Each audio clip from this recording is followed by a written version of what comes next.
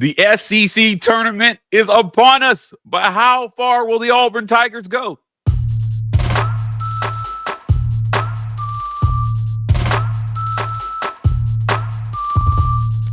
Welcome on into the Auburn Express, powered by the Rapport. I'm your host, Mike G, and thank you so much for giving us a listen today. Joining me, as he does every single week, is my good friend Jacob Goins from 106.7, host of On the Line Sports Talk. Jacob, the Auburn Tigers regular season is in the books. You and I have been there for a lot of it. Heartbreaker we witnessed in Neville the other day. Mark Sears ending the dreams of a sweep. But that was a great basketball game. Before we get into the SEC tournament, though, I want to talk about what Janai Broom was able to do against Alabama. I think he locked up National Player of the Year with that performance. I think it was 15 of 28, 34 points. Hit some big threes down the stretch to keep the Auburn Tigers in it.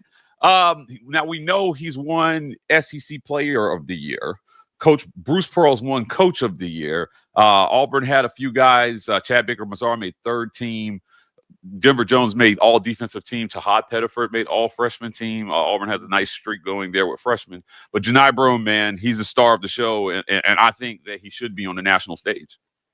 Yeah, and he also won AP Player of the Year, and Bruce Pearl won AP Coach of the Year. And so you feel like for Janai, that's 2 out of 3, right? You feel like he's got SEC Player of the Year, he's got AP Player of the Year. Now it's time to win the actual National Player of the Year. And yes, it was in a losing effort, but in one of the biggest games of the year, on the biggest stage of the year, Janai Broom did what Janai Broom does. And I think if he hits that shot, the fadeaway on the baseline from about 18, 20 feet, if he hits that, Mike, that would have done it right there. He would have won Player of the Year. That picture would have been hung up in the loo. It would have been everywhere. It would have gone down as one of the greatest shots in Auburn basketball history.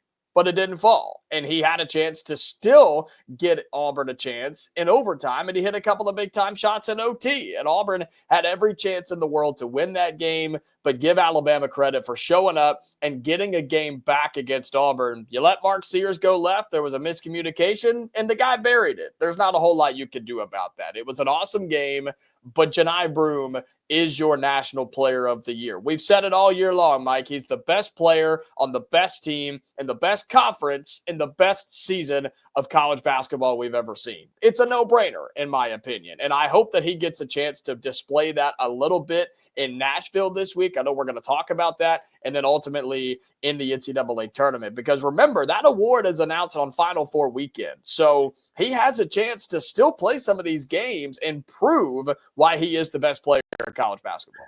Yeah, who you play, who you do it against definitely has to matter. And I think if you look at the competition that Auburn has had to date, it shouldn't even be a question. Now, there's the discussion of number 1 overall seed. Does losing these last 2 games knock Auburn off that perch? A lot of the experts still agree, no. When you look at the whole body of work, nobody's played more quad 1 games. Nobody's won more quad 1 games. Nobody's had a harder schedule that's come out better than Auburn.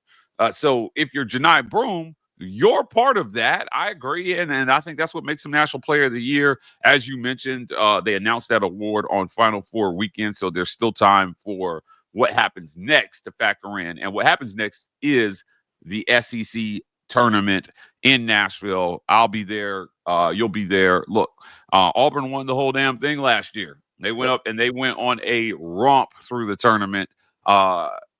Unfortunately, after that, their next game, they lost in the NCAA tournament. But if you're Auburn, the math is a little different this go-round. You're not trying to move a seed line. I mean, maybe if there was any doubt, you win a couple games so that the tournament committee doesn't bump you from number 1 overall to number 2 overall because you lost your last 2, and the team that you're in competition with for that number 1 overall seed, you lost the head-to-head to them, albeit earlier in the season and in their house. What do you think? What does Auburn have to gain from this SEC tournament? Yeah, I think a lot of Auburn fans, and understandably so, are looking back to last year and thinking, well, we won the SEC tournament and look where it got us. It got us upset in the first round of the NCAA tournament. And while that's true, this is a different year, right? There's there's not a ton of correlation between what happened a year ago and what could happen this year. And so I think that's why a lot of Auburn fans are maybe a little worried about Nashville and kind of concerned about what Auburn needs to do, which is what we're talking about here. And look, I think for Auburn right now, you just need to win. You need to win, remind yourself of who you are, and what you do, and then you're good to go. And that takes one game, Mike. It takes one game. And whether that's against Ole Miss or Arkansas or South Carolina, it doesn't really matter. You're better than all of those teams by a lot. And if Auburn can go into that first game on Friday afternoon at 12 o'clock and just say, look, let's remind ourselves who we are. Let's remind the country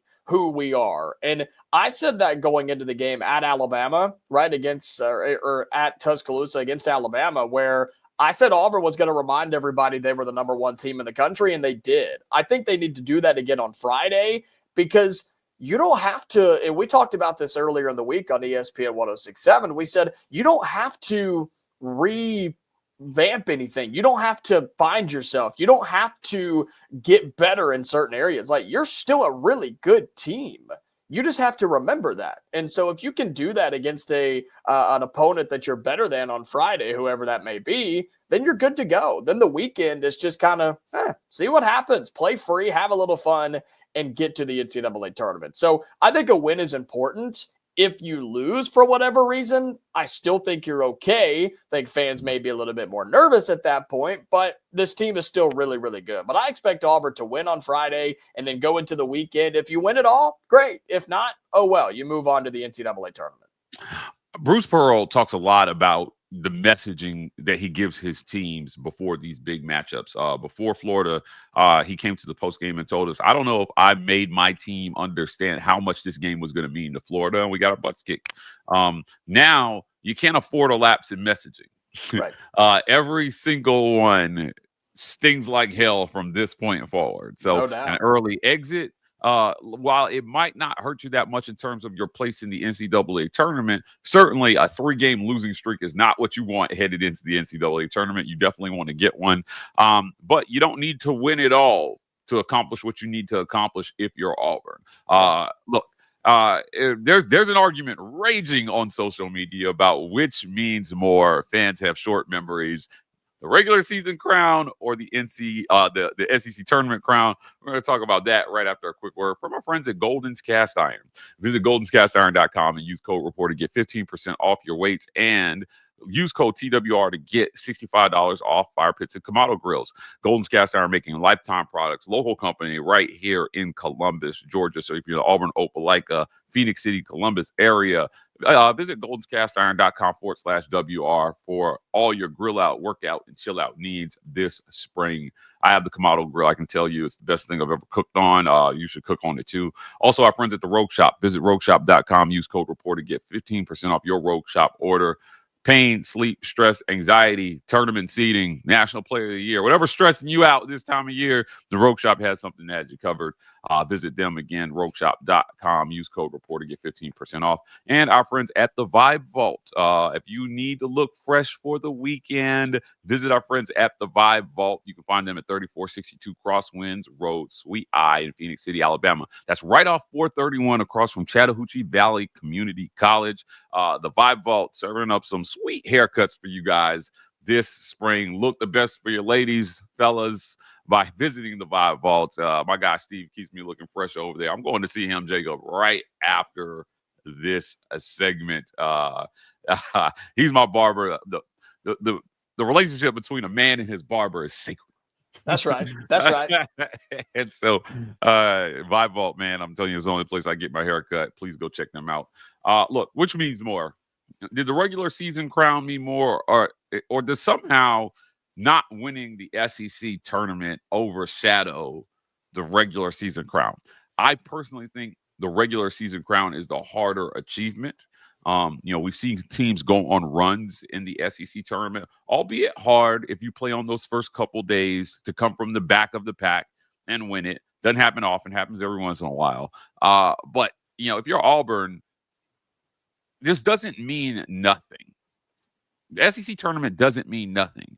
But certainly your sights were set bigger this season. You accomplished that. right? It's what you did in the regular season that's going to get you the high seed in the tournament. What do you think, man? If Alabama or Florida or Tennessee wins this thing, do they have something to lord over Auburn? Well, I mean, I think Auburn and Bruce Pearl, look, we love BP, we do, but I think he sometimes falls into the trap of, especially this season, maybe wanting that triple crown, right? Wanting the SEC regular season title, wanting the SEC tournament title, and then winning the NCAA tournament title. And while that's fantastic, and those are great goals to have, you could shoot high, but do you realize how hard that is to do, especially this season in college basketball, the hardest and best we've ever seen? And so if it happens, fantastic. But you can't, I guess I don't want to trade the chance at an NCAA tournament title to win an SEC tournament title. And yes, they're related, but they're not directly correlated, if that makes sense.